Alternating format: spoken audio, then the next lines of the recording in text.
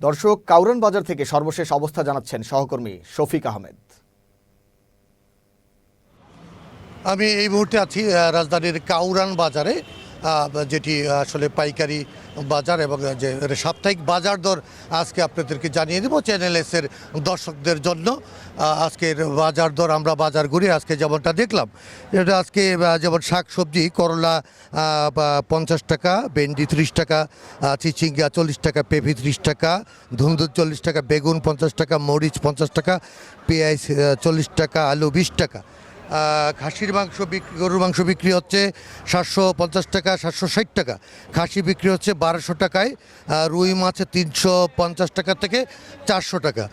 আর বাজার ঘুরে আমরা আসলে যা দেখলাম, ক্রেতা সাধারণের সাথে কথা বলেছি এবং ক্রেতার সাথে কথা বলেছি এবং যারা দোকানদার যারা আছেন তারা বলছেন যে ঈদের পর আসলে সরবরাহ কিন্তু অনেকটা কমে গেছে, যার কারণে যে মাছের বাজারে কিন্তু বেশ অস্থিরতা আমরা দেখলাম।